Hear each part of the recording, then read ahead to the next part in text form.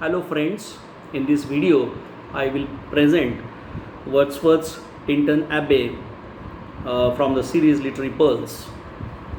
The Romantic age in English literature began with the publication of lyrical ballads in 1798. Of its two poems of supreme value, the first and the last in the book, Coleridge wrote the first and Wordsworth the last, an afterthought, lines written a few miles above Tintern Abbey and revisiting the banks of the Wye. A tour, July 13, 1798. This glorious afterthought is the crowning dome to the edifice that is lyrical ballads. Tintern Abbey stands with the Immortality Ode as the two greatest landmarks in Wordsworth's poetry. This is the first poem in which first time Wordsworth had felt himself in full and articulate control of his genius. He could not have written it a year before.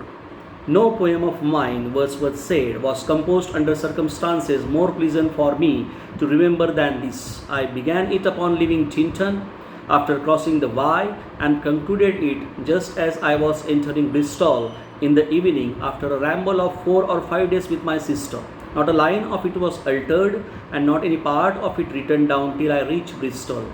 Surely they walked that evening into Bristol instead of straight back to Shirehampton in order that the poet might at once write it down at Cottle's and have it included in lyrical ballads.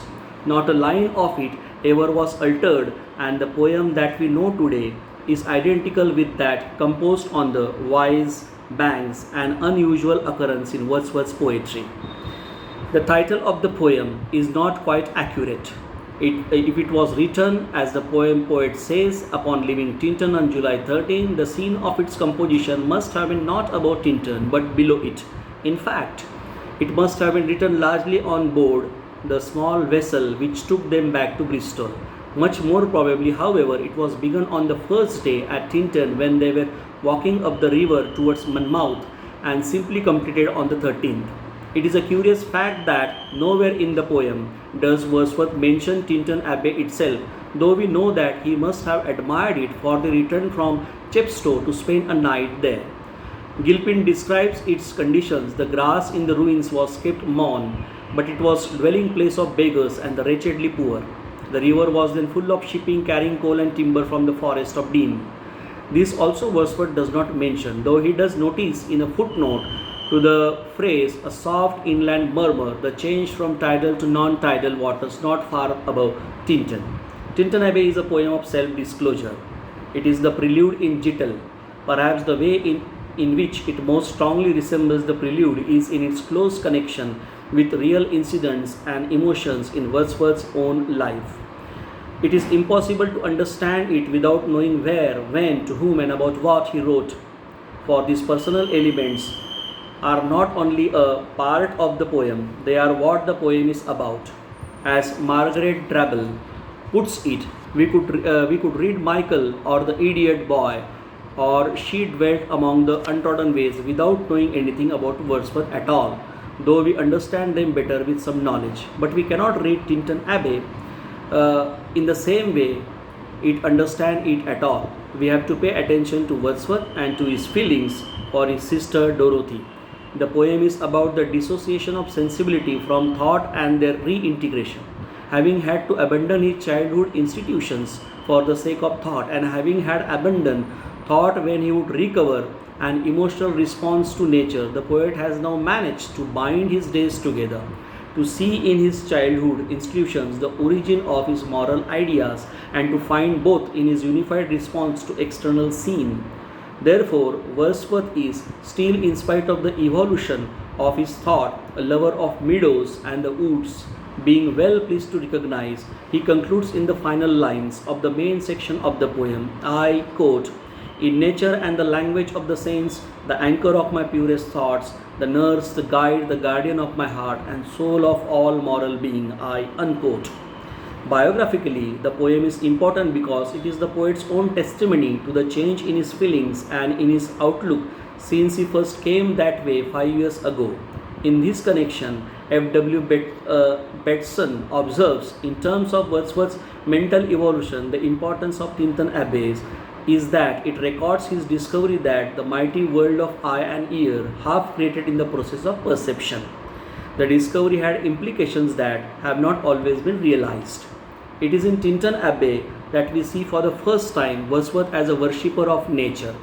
It is not the first poem to show his sense of importance of natural surroundings. Other poems show his first-hand knowledge of country life with its beauties and hardships. But it is Tintern Abbey that shows for the first time his romantic passion for nature, and in which he gives us highly emotional descriptions of the effects of the outer world upon his inner self. This is the first poem in which he uses his deep feeling phrases like worshipper of nature, and he speaks of the deeper zeal of holier love that he feels for nature. The main theme of the poem is the poet's relationship with nature and his indebtedness to her. In fact, we know everything about Wordsworth as a poet of nature from Tintern Abbey only. In it, he recounts how nature influenced him, brought him mental peace and tranquility of mind, even when he was in the din and bustle of the city. We see here not only Wordsworth the nature poem, but also Wordsworth the nature mystic. Transcendental note is struck when Wordsworth moved, in which he developed an inner vision that enabled him to see into the life of things. Here again he gives an account of the different stages of development of his love for nature, how from a healthy boy's delight in outdoor life, from a purely physical attraction for the objects of nature, he passed on through a contact with the still sad music of humanity to a realization of an all-pervading spirit in nature. In this poem, he clearly states also his faith in nature, namely that nature never did betray the heart that loved her. The lines written above Tintern Abbey have become, as it were, the locus classicus or consecrated formulary of the Wordsworthian faith. If ever there was philosophical poem, Tintern Abbey is one. In it, Wordsworth clearly reveals his mysticism and pantheism. In a famous passage of the poem, Wordsworth suggests that some ascertainable truth is attained by mystical insight that transcends sense experience. I quote, "We are laid asleep in body and become a living soul, while with an eye made quiet by the power of harmony and the deep power of joy, we see into the life of things." I unquote. This implication is no way lessened by poet's suggestion that these mystical states may be due to the beauteous forms of nature. I quote, "Nor less I trust to them I may have owed another gift of aspect more sublime." I unquote. It has always been a tenet of Platonism and Neoplatonism, as well as favorite doctrine of many mystics, that sensibility to nature beauty leads onward to the beauty and truth that is beyond sense. Wordsworth's pantheism is evident in a very famous passage of the poem. I quote, "And I have felt a presence that disturbs me with the joy of elevated thoughts, a sense sublime of something far more deeply interfused, whose dwellings is the light of setting suns, and the round ocean and the living air, and the blue sky, and in the mind of man a motion and a spirit that impels all thinking things, all objects of all thought, and rolls through all things. Therefore am I still a lover of the meadows and the woods and mountains, and of all that we behold from this green earth, of all the mighty world of eye and ear, both what they have create and what pursue, well pleased to recognize in nature and the language of the saints, the anchor of my purest thoughts, the nurse, the quiet, the guardian of my heart, and the soul of all my moral being." I unquote. At the time of composing Tintern Abbey, Wordsworth was a pantheist, or at least had pantheist leanings. In its deeper significance, nature meant for him a world soul that includes humanity. It is a mistake to sever it from the language of the same, because it is one spirit embracing all things and appearing both within and outside man. The inner characteristics of nature can be known through the excessi, just as its other characteristics can be known through perceptions. The should of all my moral being should be taken to mean the expression in man of the moral life of nature, conveyed sensuously when we listen to language of the saints, and supersensuously when the body is laid to sleep and we see into nature's inner self. In Tintern Abbey, Wordsworth's philosophy has been stated, but nowhere has poetry been subordinated to philosophy. In fact, the claims of poetry and philosophy have been harmonized. The poem has thereby acquired a dignity of its own. Tintern Abbey is a difficult poem to understand even with all the information that we possess about what may have been happening in Wordsworth's mind on July 13, 1798.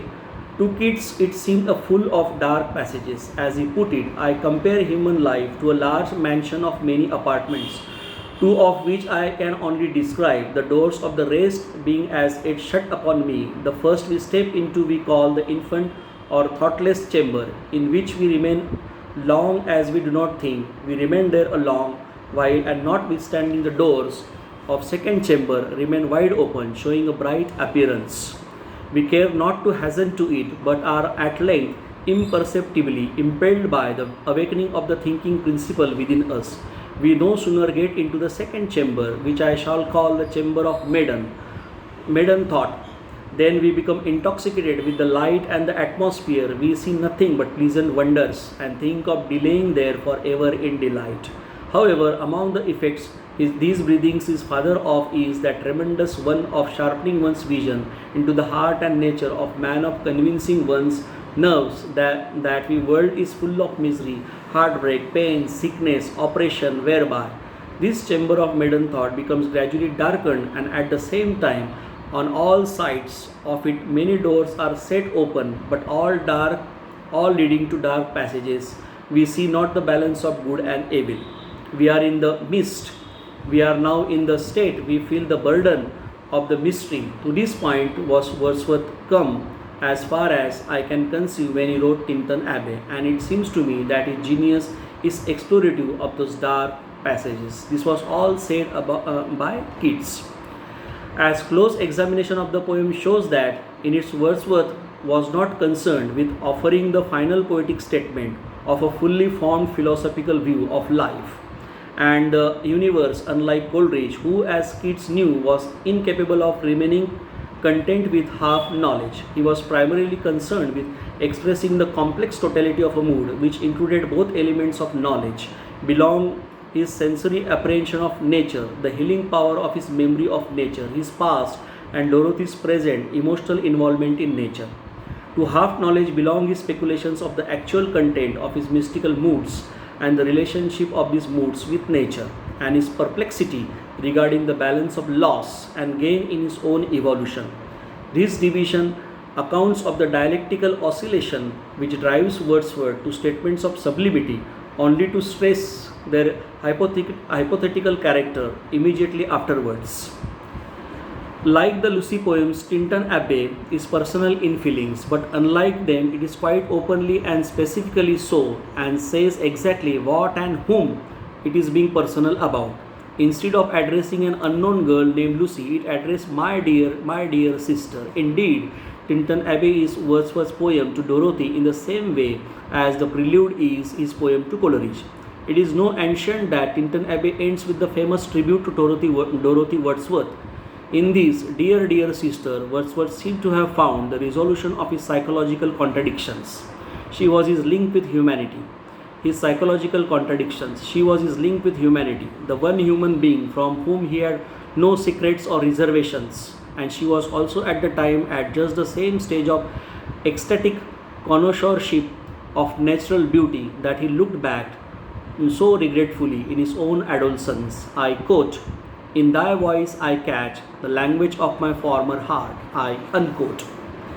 If anything, Dorothy's sense of picturesque was even finer than William's had been. The first entry in the Alfoxden Journal for 20th January 1798 is curiously similar in its conscious precision to an evening walk, though the visual details are even more brilliant.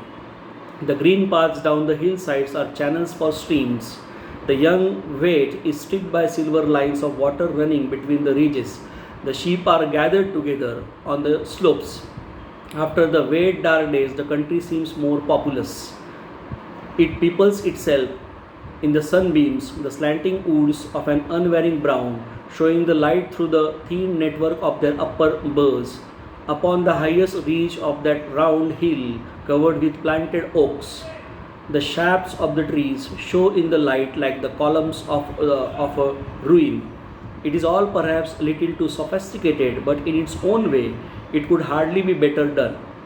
The Alfoxden Journal ends on 22nd May, 7 weeks before the walking tour in South Wales, which took the Wordsworths to Tintern, and it retains to the end as much greater interest, the landscape, than in William.